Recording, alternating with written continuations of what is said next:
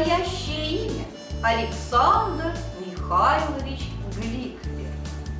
Родился в Одессе в зажиточной семье 1 октября 1880 года. Поэт был брюнетом, поэтому и получил прозвище «Черный». Так и появился псевдоним Саша Черный. В библиографию поэта вошло более 40 книг и сборников. Особенно известен сборник прозы «Несерьезные рассказы», а детские книги «Дневник Фокса Микки», «Румяная книжка», «Детский остров». К 140-летнему юбилею автора предлагаю вам послушать отрывок из рассказа «Кот на велосипеде». Этот рассказ одновременно и веселый, и грустный, и заставляет о многом задуматься.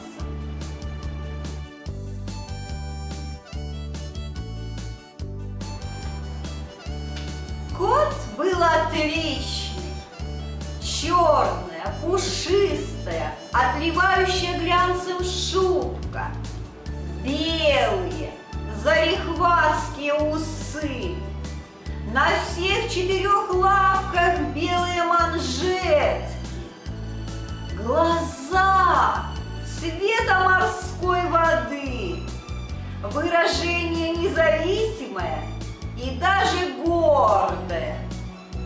Поселился он у самого моря, среди рыбаков, потому что там, где рыбаки, там всегда и рыбьи головки, и рыбьи внутренности, а вкуснее рыбьих внутренностей, как известно, ничего на свете нет.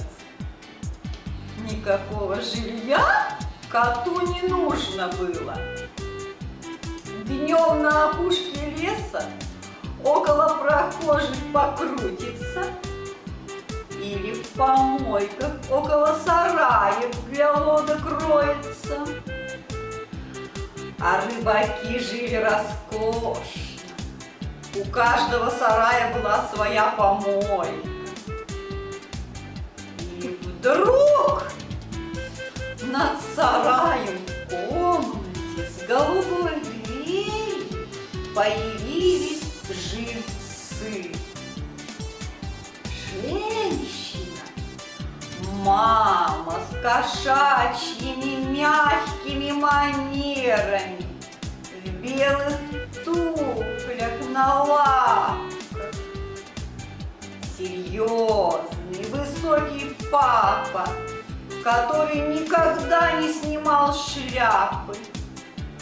И их детеныш, крепкий, загорелый мальчик, темные волосы, черные глаза маслинки и писливый голосок, словно у капризной девочки.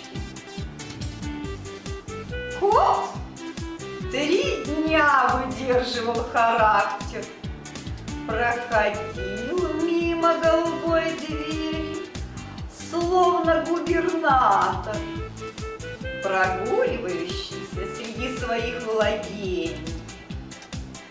А на 4-й день не выдержал. Вошел в дверь и представился каждому отдельно. Маме грациозно и ласково, папе серьезно и почтительно. А перед мальчиком взял и перевернулся через голову. Вот как мы с тобой шалить будем. И, конечно, сейчас же кот свою дань со всех собрал. Папа – ломтик колбасы, мама – бисквит, мальчик – рыбий жареный хвостик, Мальчик был особенный. Из тех мальчиков, что шалят, вдруг притихнут и задумаются. И такое придумают, что и выговора серьезного сделать нельзя. Начнешь выговаривать, да сам и рассмеешься. После обеда мальчик взял кота на руки и вышел с ним на дорогу. Постричь кота. Думает, ведь лето, ведь жарко. Но стриженный он будет похож на дохлого кролика. Не годится. Учить его плавать под парусами на игрушечной яхте тоже нельзя. Яхта опрокинется, кот схватит насморк. Какой тогда в нем прок?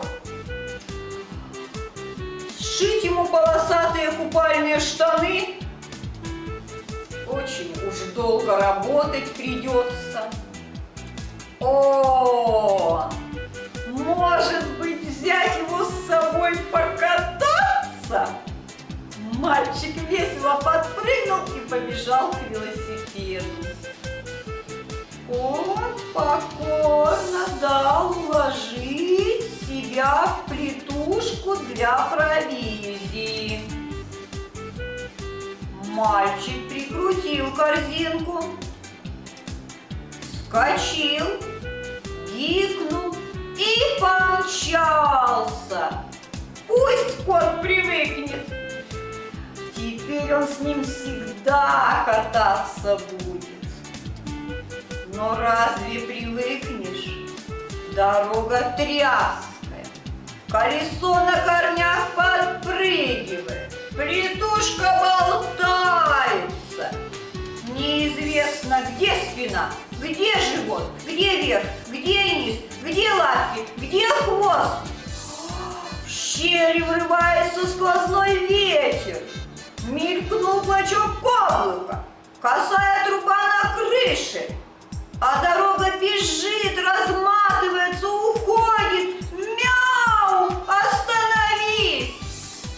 Даже мяукнуть не успел как следует, только язык прикусил. А в голове скрип, шорох, свист, грохот, дребезжанье. Пылью всю морду закоптила. Остановись! Никогда больше не будет он дружить с мальчиком. Никогда больше не подойдет к голубой двери.